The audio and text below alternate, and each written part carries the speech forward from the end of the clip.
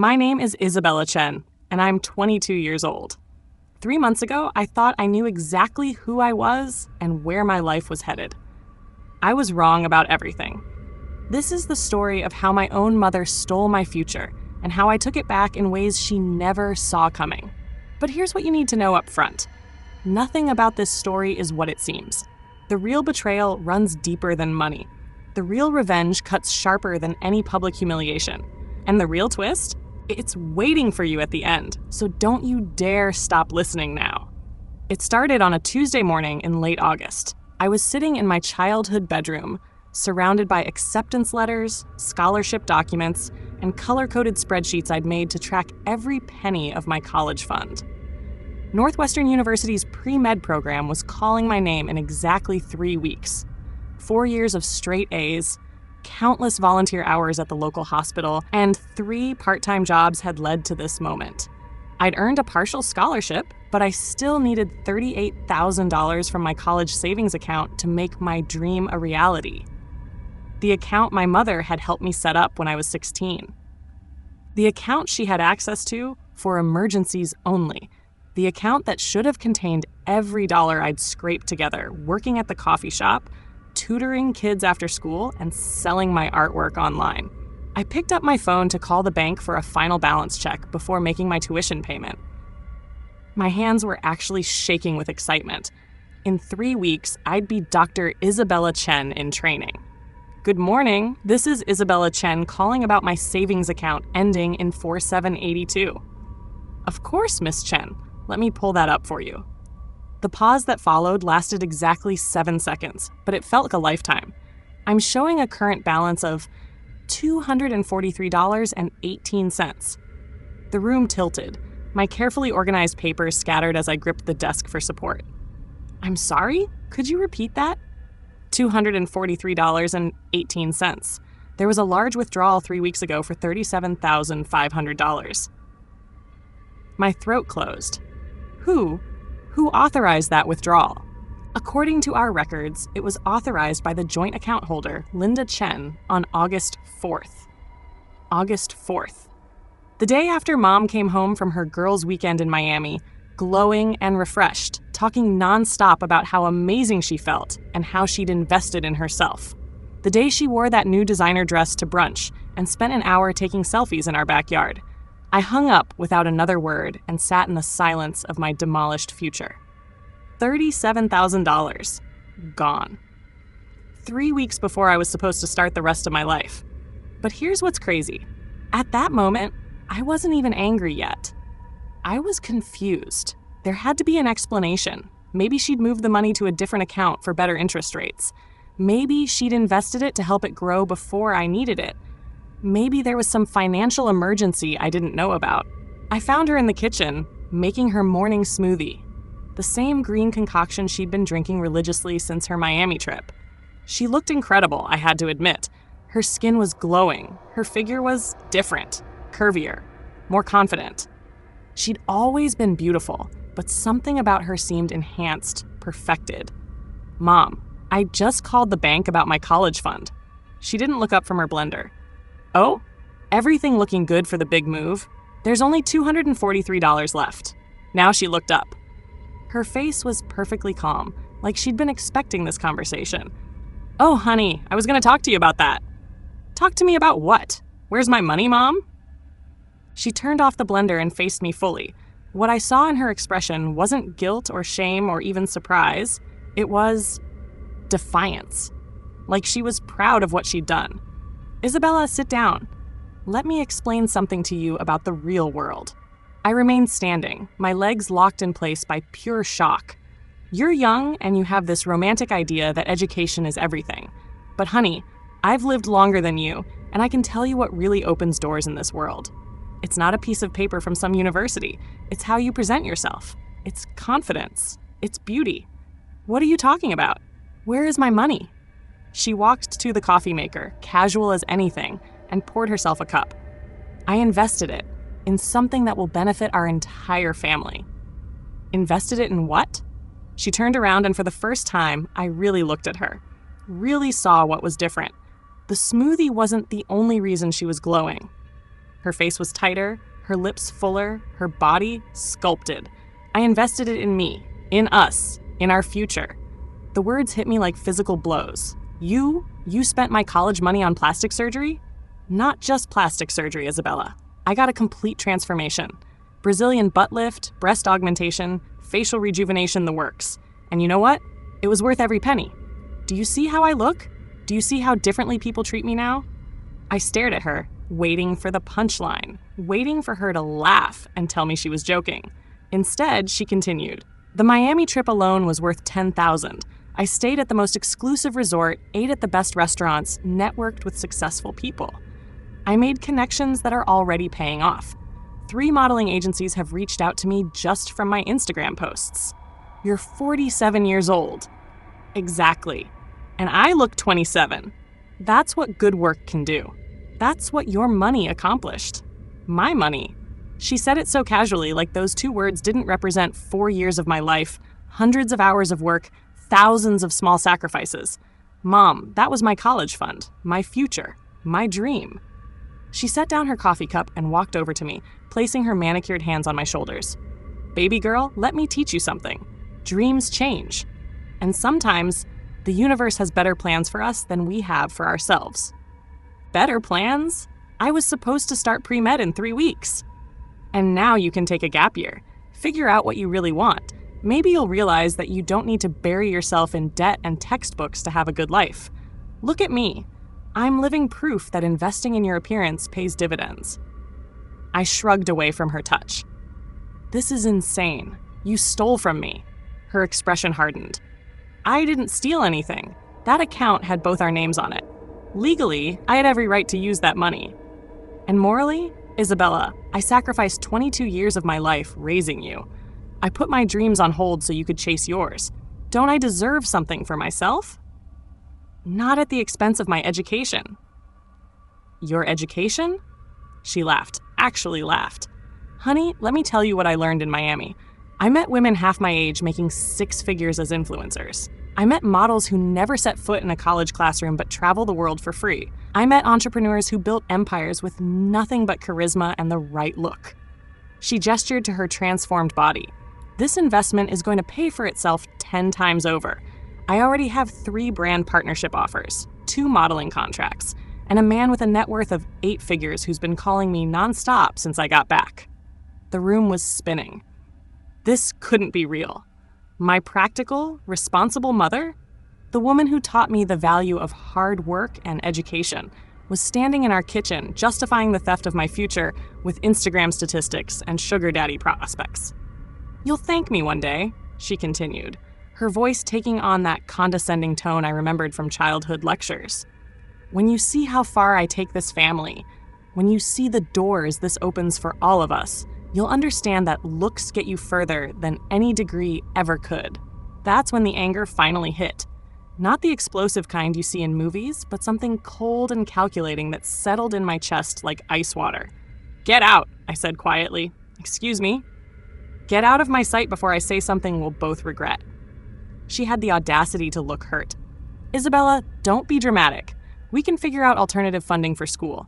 Student loans, community college for the first 2 years. There are options. Get out!" She flinched at the volume, but her expression quickly shifted back to that insufferable calm. "Fine. Take some time to process this. But when you're ready to have an adult conversation about your future, I'll be here." She walked out of the kitchen, leaving me alone with the ruins of my carefully planned life. But here's what my mother didn't know about me. What she'd never bothered to learn in 22 years of raising me. I don't just get mad. I get even. And I always have a plan. That night, while she was out at some fancy restaurant posting selfies with her new face and body, I sat in my room and did what I do best. I researched.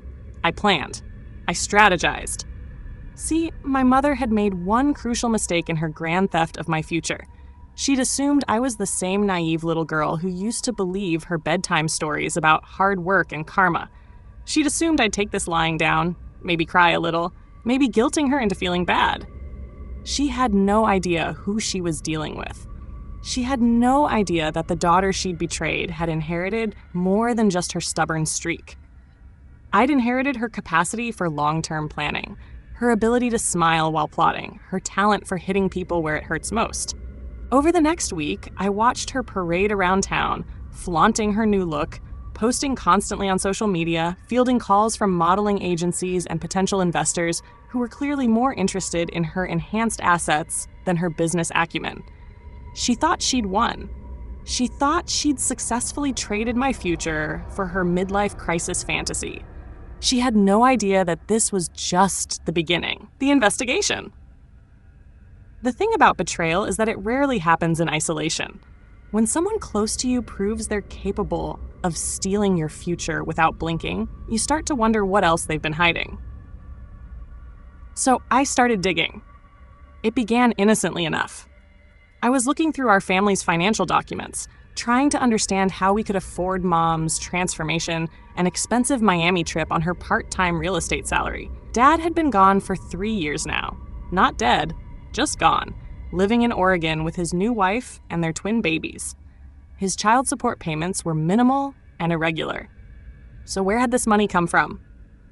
I found the first clue in Mom's bedside drawer while she was out at another networking lunch with her new Instagram friends. Tucked behind her sleep masks and fancy face creams was a bank statement I'd never seen before. An account in her name only, with regular deposits going back 8 months. Large deposits. $5,000 here, $3,000 there, $8,000 the month before her Miami trip. The account name made my stomach drop. Linda Chen, LC Consulting Services. I'd never heard of LC Consulting Services. Mom had never mentioned running any kind of consulting business. Her real estate license had been inactive for 2 years. I took photos of everything and went back to my room to dig deeper. A quick Google search for LC Consulting Services turned up nothing. No website, no business registration, no online presence at all. But the bank deposits were real. Someone had been paying my mother significant amounts of money on a regular basis for something. That's when I remembered the phone calls. Over the past year, Mom had been getting calls at odd hours. Early morning, late evening, sometimes in the middle of family dinners. She'd always step outside or go to her room, speaking in hushed tones. When I'd ask who it was, she'd give vague answers. Just work stuff, honey, or a client with questions. But Mom barely had any real estate clients. The market had been tough, and she'd essentially given up actively selling houses. I spent the next 3 days conducting what I can only describe as surveillance on my own mother. I tracked her schedule, followed her social media activity, and paid attention to every phone call and text message I could observe without being obvious. The pattern that emerged was disturbing. Every Tuesday and Thursday, Mom would leave the house at 2 p.m., claiming she was going to the gym or running errands. But her Instagram stories showed her at expensive restaurants, high-end hotels, and luxury spas. Always alone in the photos, but someone was clearly taking the pictures. The phone calls were increasing in frequency. Sometimes she'd get 3 or 4 in a single evening, and each time she'd disappear into her room for 30 to 45 minutes. And then there were the gifts. Expensive jewelry that appeared without explanation. Designer handbags she claimed to have found on sale. New clothes that still had tags from boutiques I couldn't afford to walk into. I was starting to piece together a picture I didn't want to see clearly. On Friday afternoon, while Mom was getting her nails done, I did something I'd never thought I'd be capable of. I went through her phone. She'd left it charging in the kitchen, and I knew her passcode because I'd watched her enter it hundreds of times over the years. What I found made my blood run cold. There were dozens of messages from different men. Rich men, judging by their profile pictures and the context of their conversations. Married men, based on the things they were saying and the times they were messaging. The messages were explicit. Financial arrangements disguised as romantic gestures, hotel room numbers, meeting times, and payments. Lots and lots of payments. My mother wasn't running a consulting business. She was running an escort service, with herself as the primary employee. I screenshot everything, my hands shaking as I scrolled through months of evidence. The timeline was devastating. The payments had started shortly after Dad left, when Mom was struggling to make ends meet. What had begun as occasional dates with lonely, wealthy men had evolved into a full-scale operation. She had regular clients now. A divorce attorney who paid her $5,000 a month for companionship. A tech executive who flew her to different cities for business dinners. A real estate mogul who had been funding her lifestyle upgrades in exchange for her availability. And the Miami trip? That hadn't been a girl's weekend. That had been 5 days with client number 3, the real estate mogul, who had paid for her surgeries as a bonus for excellent service. I sat in our kitchen, staring at the evidence on my phone, trying to reconcile this information with the woman who had raised me. The woman who had lectured me about making good choices and respecting myself. The woman who had stolen my college fund to pay for body modifications that would help her sell herself to married men. But the shock was just the beginning, because as I kept digging, I realized the betrayal went even deeper. Remember how I mentioned that Dad's child support payments were irregular? I'd always assumed he was just being irresponsible, forgetting to send the money or letting his new family take priority. But looking at Mom's phone records, I saw a different story. She'd been in regular contact with Dad for months, not angry co-parent conversations about missed payments. Friendly conversations, flirty conversations, sexual conversations. My father, who had abandoned our family to start fresh with his new wife, was also one of Mom's clients. The man who owed me child support was paying my mother for sex instead of supporting his daughter's education. I ran to the bathroom and threw up everything I'd eaten that day. When I finally stopped dry heaving, I looked at myself in the mirror. My face was pale, my eyes were red, and I looked exactly like what I was. A girl whose entire family had betrayed her in the most disgusting way possible. But then, something shifted in my reflection. The shock and hurt were still there, but underneath them was something harder, something colder, something that looked a lot like my mother's expression when she'd told me I should thank her for stealing my future. I cleaned myself up, went back to my room, and started planning. See, here's what my parents had forgotten about me in their rush to satisfy their own selfish desires. I was the daughter who had organized our entire household since I was 12. I was the one who balanced checkbooks, filed taxes, and managed our family's logistics while they were too busy fighting or, apparently, screwing each other behind closed doors. I knew how to research. I knew how to plan. And most importantly, I knew how to keep secrets until the perfect moment to reveal them. Over the next week, I compiled a comprehensive file on my mother's business activities. Bank records, client communications, meeting schedules, payment receipts. I cross-referenced her social media posts with her actual locations. I documented every lie she'd told me over the past 8 months. I also started looking into the legal implications of what she'd done. The college fund theft was just the tip of the iceberg. She'd been operating an illegal business, evading taxes on her escort income, and committing adultery with at least one married man, my father, while potentially facilitating his neglect of child support obligations. But the most damning evidence came from an unexpected source. On Thursday afternoon, Mom got a call that was different from the others. Instead of disappearing into her room with her usual sultry phone voice, she started shouting. I could hear her from my bedroom upstairs. You can't be serious. No, that wasn't our agreement. Listen to me, you bastard. I have screenshots of everything. The call ended abruptly, and I heard her bedroom door slam shut. An hour later, she came downstairs looking shaken. For the first time since her transformation, she looked her age. Everything okay, Mom? She forced a smile. Just some business complications, honey. Nothing I can't handle. But her hands were shaking, and she kept checking her phone obsessively for the rest of the evening. That night, after she'd gone to bed, I heard her crying through her bedroom wall. Not the quiet tears of someone feeling guilty about their choices, but the desperate sobs of someone whose carefully constructed world was falling apart. I should have felt sorry for her. Instead, I felt satisfied, because that phone call had given me the final piece of my plan.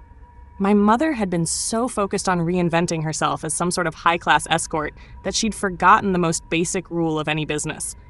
Always keep your clients happy. Apparently, she'd broken that rule, and now one of them was threatening to expose her. Perfect. That gave me exactly the leverage I needed. The next morning, I did something I'd been planning for days. I called Northwestern University's financial aid office and explained my situation. Not the whole truth, obviously, but enough to get sympathy and options. I understand this is a difficult situation, the counselor said. Family financial emergencies can be devastating. We do have some emergency funding available, and there are several private scholarship programs that specifically help students whose college funds have been misappropriated. That's one word for it. The good news is that your academic record and test scores make you eligible for several programs we typically reserve for our most exceptional students.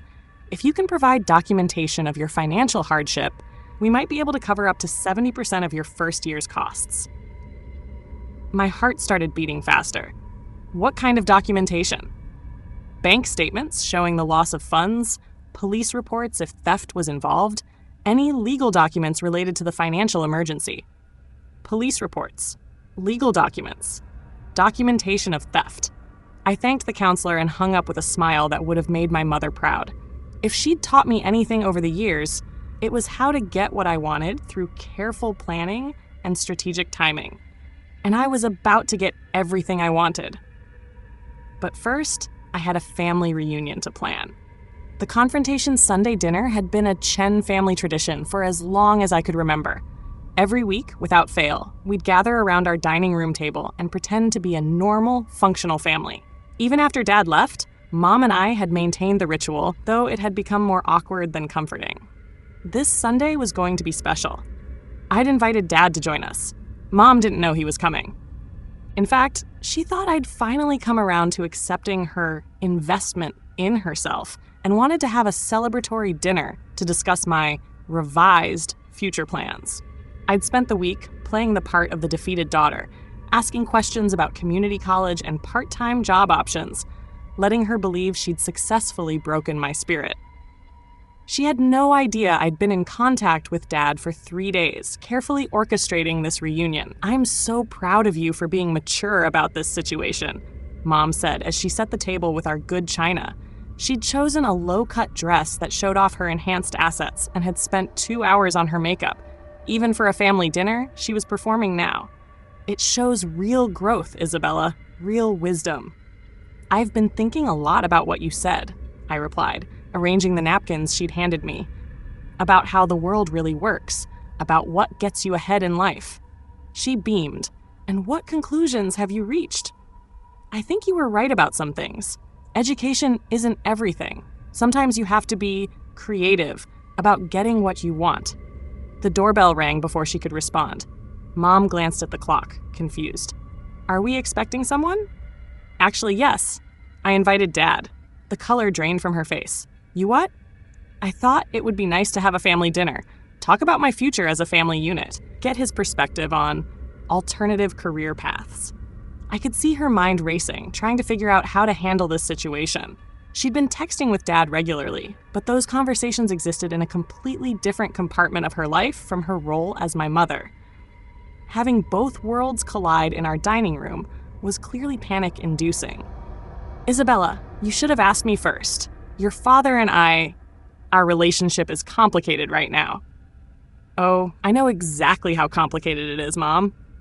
Something in my tone made her look at me sharply, but before she could ask what I meant, I was opening the front door. Dad looked good. Rested. His new life in Oregon had clearly been treating him well. He'd lost weight, updated his wardrobe, and had the general appearance of a man who'd successfully escaped his problems. "Bella!"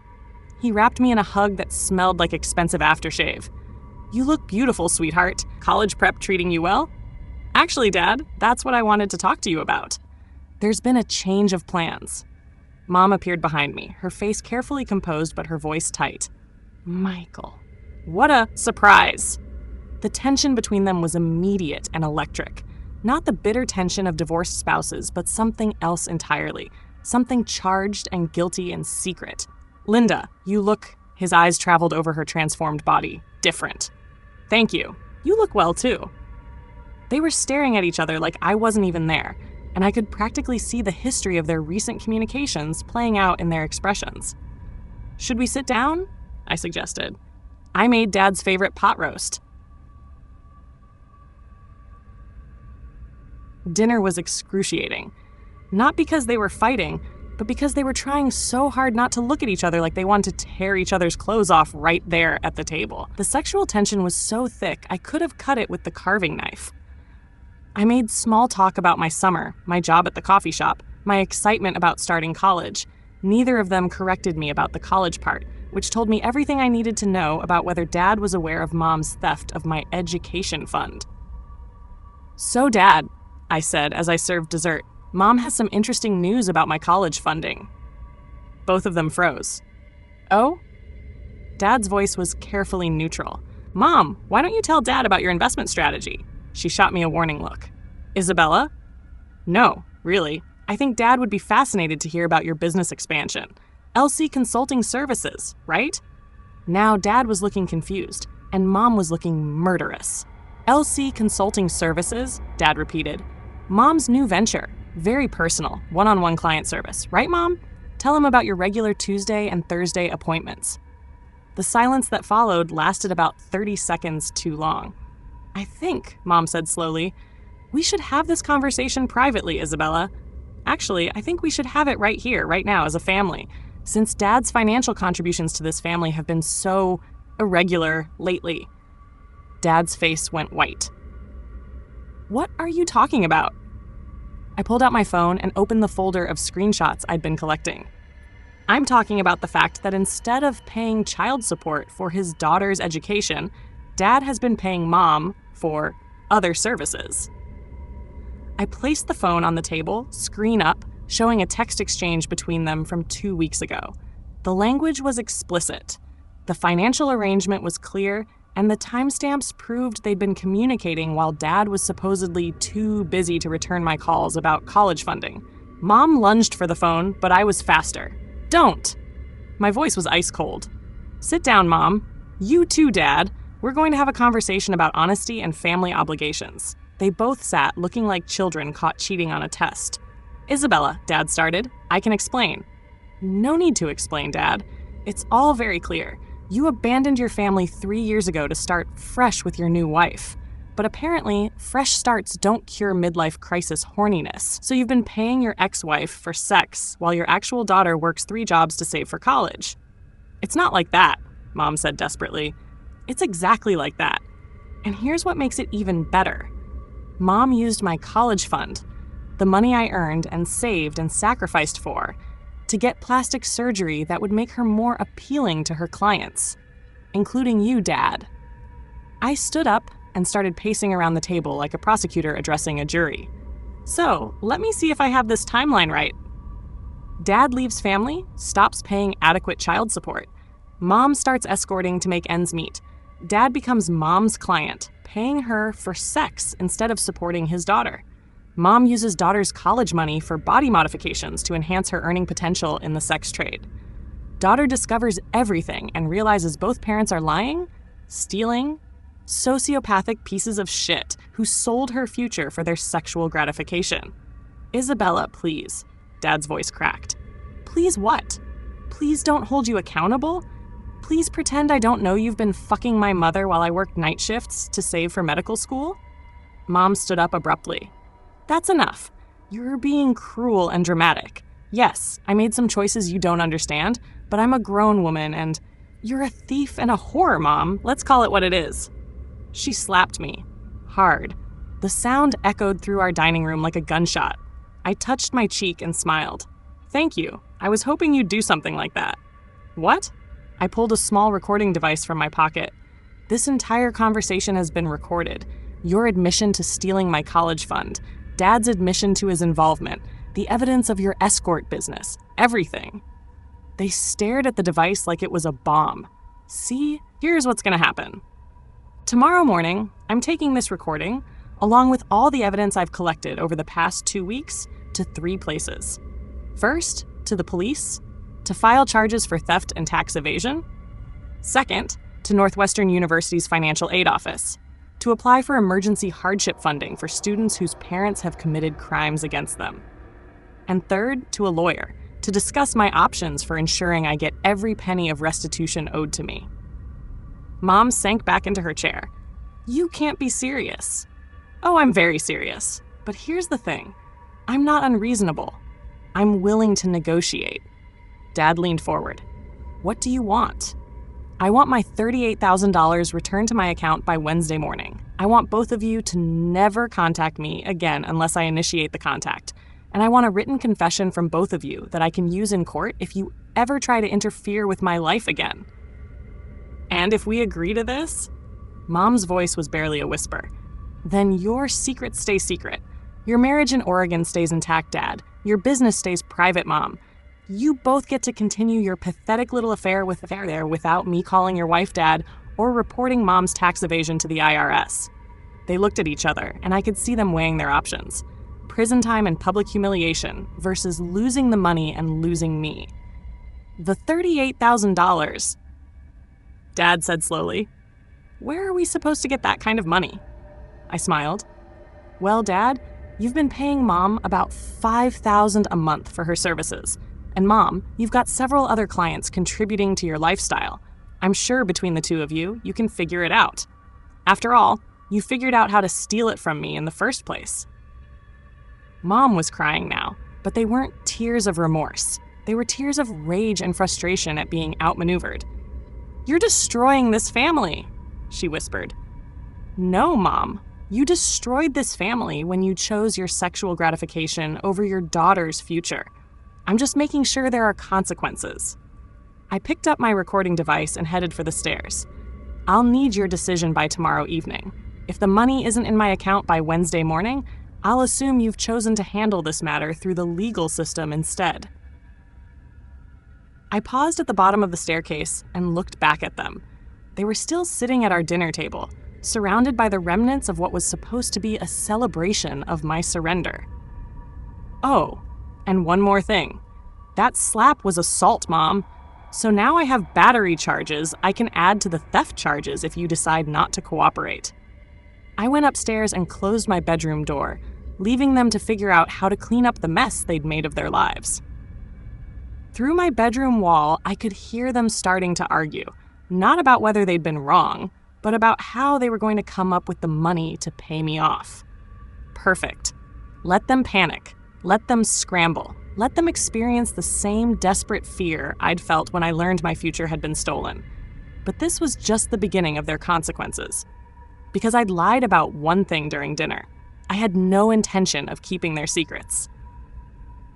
The reckoning Wednesday morning arrived with the crisp promise of September, and my phone buzzed at exactly 6 a.m. with a bank notification.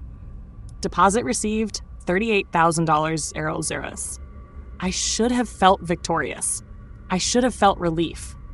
Instead, I felt empty, because having my money back didn't undo the betrayal. It didn't erase the knowledge of what my parents were capable of. It didn't restore the family I thought I'd had. But it did give me the power to finish what I'd started. I got dressed carefully. Black slacks, white blouse, minimal makeup. I wanted to look professional, credible, sympathetic.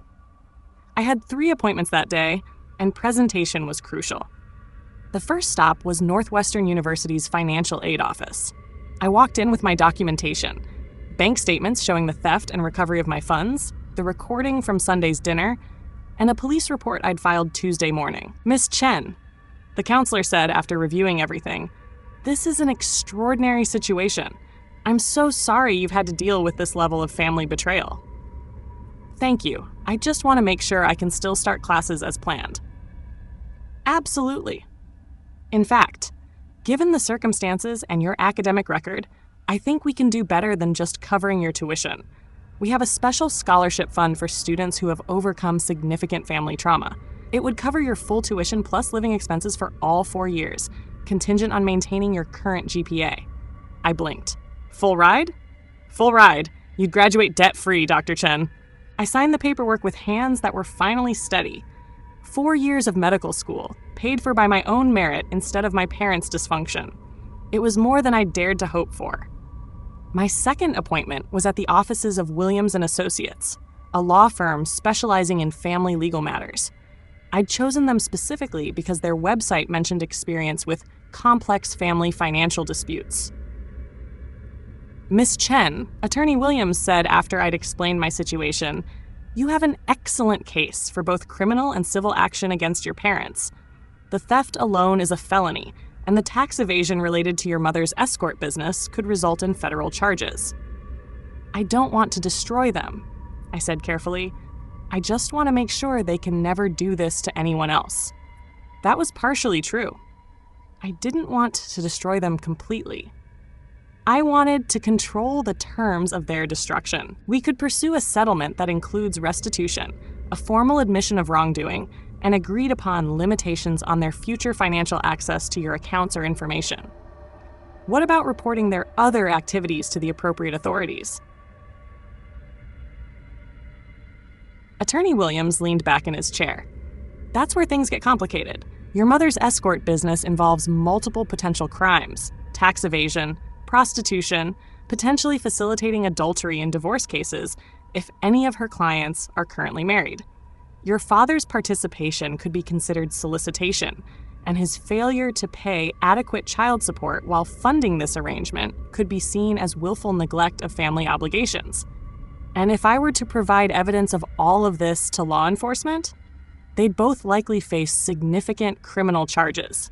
Prison time is possible, especially for your mother. I nodded thoughtfully. I'd like you to prepare 2 sets of documents. One that assumes they cooperate fully with a private settlement. One that assumes they don't. Of course. And Miss Chen? Off the record? Yes?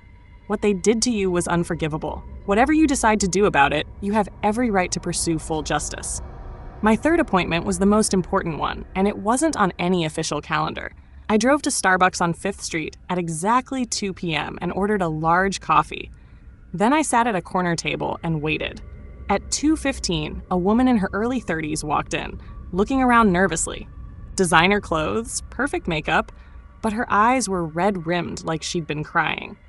This was Sarah Chen, Dad's wife, my stepmother, the woman he'd abandoned us for, who had no idea her husband was still sleeping with his ex-wife. I'd reached out to her on Tuesday, right after filing the police report. A simple message on Facebook. "Hi, Sarah. This is Isabella, Michael's daughter. I have some information about my father that I think you need to hear. Can we meet for coffee?" She'd responded within an hour, agreeing to meet but asking what this was about. I'd been vague. "It's about his relationship with my mother. I think you deserve to know the truth." Now she was here, sitting across from me, clutching her purse like a lifeline. "Isabella, right? You look just like your father." Her voice was shaky. "What did you want to tell me about Michael and your mother?" I studied her face. She was pretty in a wholesome, suburban way, the exact opposite of what my mother had become. She looked like the kind of woman who baked cookies for school fundraisers and organized neighborhood book clubs, the kind of woman who trusted her husband when he said he was working late. "Sarah, what I'm about to tell you is going to be devastating, but I think you have a right to know." I pulled out my phone and showed her the screenshots I'd collected. Text messages between my parents, bank transfers, hotel receipts, meeting schedules. Her face went through a series of expressions: confusion, disbelief, horror, rage, and finally something that looked like relief. "How long?" she whispered. "Based on what I found, about 8 months, maybe longer." She was quiet for a long time, scrolling through the evidence with trembling fingers. "The business trips," she said finally. "He's been taking so many business trips lately. Portland, Seattle, San Francisco. Always short notice, always alone." Those weren't business trips. No, they weren't. She looked up at me with eyes full of tears and fury. "Why are you showing me this? Why now?" "Because they stole my college fund to pay for their affair. My mother used my money to get plastic surgery to make herself more attractive to her clients, including your husband. They've been financing their relationship with money that was supposed to pay for my education." Sarah's jaw dropped. "They stole from you?" $38,000. I got it back, but only because I had evidence to blackmail them with. She stared at me for a long moment. "You're not just showing me this to hurt me, are you? You want something. Smart woman. I was starting to understand what Dad had seen in her originally before he'd reverted to his cheating ways. I want justice, Sarah. Complete justice. And I think you do too. What kind of justice? I leaned forward, lowering my voice. Your husband owes you honesty, fidelity, and probably a very generous divorce settlement given his adultery. My mother owes the IRS back taxes on her escort income, and she owes society consequences for her crimes. They both owe me a public acknowledgement of what they've done. Public acknowledgement? Sarah, did you know that my mother has been posting about her transformation all over social media? She's got thousands of followers who think she's some kind of inspiration. And then a woman who reinvented herself after divorce. She's been getting brand partnership offers, modeling contracts, interview requests.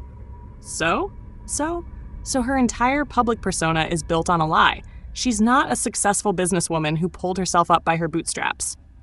She's a thief and a prostitute who stole from her own daughter to fund her criminal enterprise. Sarah was starting to understand where I was going with this. You want to expose them. I want the truth to come out, and I think you deserve to be the one who controls how that happens. I pulled out a folder and slid it across the table. This contains everything. All the evidence, all the documentation, all the proof you'd need for a divorce that leaves you with everything and him with nothing. It also contains enough information to destroy my mother's social media career and probably land her in prison. Sarah opened the folder and flipped through the pages. Bank records, screenshots, hotel receipts, my mother's client list, tax documents. This is comprehensive. I'm very thorough when I'm angry. She closed the folder and looked at me directly. What do you want in return? I want you to use it. All of it. I want you to divorce my father and take him for everything he's worth. I want you to report my mother's tax evasion to the IRS. And I want you to send her client list to their wives. Isabella, that would destroy a lot of lives. Good, they destroyed mine first. Sarah was quiet for a long time, weighing the folder in her hands like it contained explosives. The twins, she said finally. Michael's daughter's with me. They're only 2 years old. If this comes out, they'll grow up knowing their father is a cheating, lying criminal who abandoned his first daughter's future for sex with his ex-wife. Or they'll grow up thinking their father is a good man who deserves their respect and trust. Which truth do you think will serve them better in the long run? She nodded slowly. You're right. They deserve better than a father who would do this. They deserve better than a father who would steal from his daughter to pay for sex with her mother. Sarah stood up, clutching the folder to her chest. I need some time to process this, to figure out my next steps. Of course. But Sarah, don't wait too long. Every day you delay is another day they think they got away with it. She walked toward the door, then turned back. Isabella? Yeah? I'm sorry for what they did to you, for what my husband did to you. You didn't deserve any of this. No, I didn't, but I'm not a victim anymore. After she left, I sat in Starbucks for another hour, drinking my coffee and watching the ordinary people around me live their ordinary lives. None of them knew that in the span of 3 days, I'd orchestrated the complete destruction of my parents' carefully constructed lies. By Thursday morning, Sarah had filed for divorce and reported my father's tax evasion related to the unreported consulting payments. By Thursday afternoon, the IRS had opened an investigation into my mother's unreported escort income. By Thursday evening, every wife on my mother's client list had received an anonymous email with photographic evidence of their husband's infidelity. Friday morning brought chaos. My phone started ringing at 6 a.m. First Mom, screaming about how I'd destroyed her life. Then Dad, begging me to call off Sarah's divorce proceedings. Then random numbers. Reporters who'd somehow gotten hold of the story, lawyers representing my mother's former clients, private investigators hired by angry wives. I didn't answer any of them. Instead, I drove to Northwestern University and walked around the campus where I'd be starting classes in 10 days. The trees were just beginning to change colors, and the air smelled like possibility and fresh starts. My phone buzzed with a text from an unknown number. This is Sarah. Thank you. The twins and I are free. Another text, this one from my mother. I hope you're satisfied. I hope destroying your family was worth it. I typed back, I didn't destroy our family, Mom. You did. I just made sure there were consequences. Then I blocked her number. But the real satisfaction came that evening, when I was browsing social media and saw that my mother's Instagram account had been deleted. Her modeling contracts had been terminated. Her brand partnerships had been canceled. The woman who had told me that looks get you further than any degree was learning the hard way that lies and theft eventually catch up with you, no matter how good your plastic surgery is. 3 weeks later, I was sitting in my first organic chemistry class at Northwestern, taking notes and planning my study schedule, when I got a call from Attorney Williams. "Isabella, I have some news about your parents' cases." Good news or bad news? Depends on your perspective. Your mother has agreed to plead guilty to tax evasion and theft charges in exchange for a reduced sentence. She'll serve 18 months in minimum security prison and pay substantial fines and restitution. And my father? His divorce was finalized yesterday. Sarah got the house, custody of the twins, and 70% of his assets. He'll be paying significant alimony and child support for years to come. The IRS charges are still pending, but his lawyer thinks he'll get probation and community service if he cooperates fully. I felt a strange mix of satisfaction and emptiness. Justice had been served, but it didn't bring back the family I'd thought I had. "Isabella, are you there?" "Yeah, I'm here. Thank you for everything, Mr. Williams. There's one more thing. Your mother asked if she could see you before she reports to prison next month."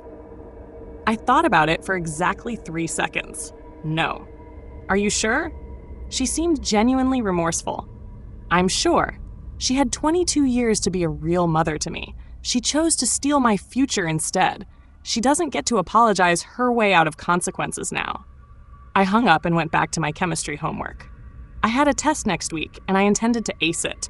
I had 4 years of pre-med to complete, then 4 years of medical school, then residency and fellowship training. I had a lot of work to do, and for the first time in my life, I was doing it for myself, funded by my own merit, without owing anyone anything. 6 months later, I was walking across campus after a particularly challenging anatomy exam when I saw a familiar figure sitting on a bench near the library. It was my father, looking older and more worn than I remembered.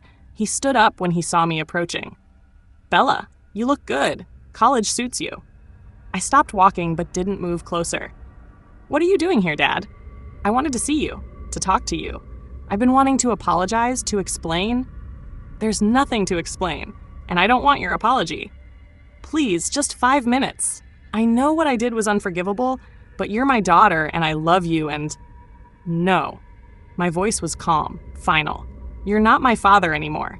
You gave up that right when you chose to fuck my mother instead of supporting your daughter's education." He flinched like I'd slapped him. "Isabella, please." "You want to know what you could have done differently, Dad? You could have been a man. You could have honored your obligations to your family. You could have put your daughter's future ahead of your sexual desires. You could have been someone worthy of forgiveness." I started walking away, then turned back. But here's the thing. I don't need your apology, or your love, or your regret. I don't need anything from you at all. I'm going to be a doctor, and I'm going to help people, and I'm going to have a life that matters. And none of that has anything to do with you. Bella, my name is Dr. Isabella Chen, and you need to leave campus now before I call security. I watched him walk away, shoulders slumped, looking every bit like the broken man he'd become. And I felt nothing. No satisfaction, no sadness, no anger. Just the neutral acknowledgement that justice had been served and consequences had been delivered. That evening, I called Sarah. We'd been in touch sporadically since the divorce, and I'd grown to respect her strength and her commitment to protecting her daughters from the truth about their father. "How are the twins?" I asked. "They're good. They ask about their daddy sometimes, but they're too young to understand why he can't live with us anymore." "And how are you?" "Better. Stronger. Free." She paused. "Isabella, I need to tell you something. I got a job." "That's great. Doing what?" "I'm working for a nonprofit that helps women escape abusive relationships. Financial abuse, emotional abuse, sexual exploitation. What your mother went through, what you went through. It's more common than people realize." I felt something shift in my chest. "You're helping other women?" I'm helping other women fight back, using the law, using their rights, using their own strength, like you taught me to do. For the first time since this whole nightmare began, I felt something that wasn't anger or emptiness or calculating satisfaction. I felt proud. Sarah, yeah, I think we're going to be okay. I think we are too. After I hung up, I sat in my dorm room and thought about what my mother had said to me all those months ago. Looks get you further than any degree. She'd been wrong about that, like she'd been wrong about so many things, but she'd accidentally taught me something valuable. Sometimes the people who claim to love you the most are the ones who will betray you the deepest. And when that happens, you have two choices. You can be a victim, or you can be someone who ensures there are consequences. I chose consequences, and I'd choose them again. But here's the thing my parents never understood about me, the thing they learned too late. I didn't just want revenge. I wanted justice. And justice isn't just about punishment. It's about making sure the truth comes out, making sure the innocent are protected, and making sure the guilty can't hurt anyone else.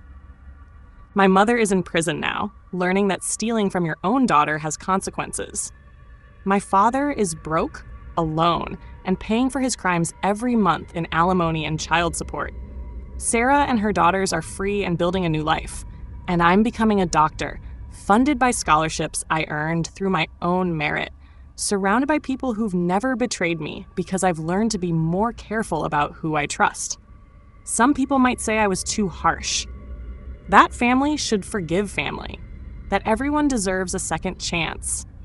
Those people have never had their future stolen by the people who were supposed to protect it. But here's what they also don't understand. This story isn't over, because 3 weeks ago, I got a letter. From prison, from my mother. And what she wrote in that letter changes everything I thought I knew about my family, about the theft, and about why she really took my money. She didn't just steal my college fund for plastic surgery and a luxury lifestyle. She stole it because someone was blackmailing her. Someone who knew about her escort business before I ever found out. Someone who had been threatening to expose her unless she paid them to keep quiet. And that someone has been watching me since the day I destroyed my parents' lives, watching me succeed at Northwestern, watching me build my new life, waiting for the perfect moment to approach me with an offer I won't be able to refuse. Because apparently, I'm not the only one in this family who knows how to plan long-term revenge, and apparently this whole thing, the discovery, the confrontation, the destruction of my parents, has been exactly what they wanted to happen all along. My name is Isabella Chen. I thought I was the puppet master pulling all the strings. I was wrong, and now I'm about to find out who's really been in control this entire time.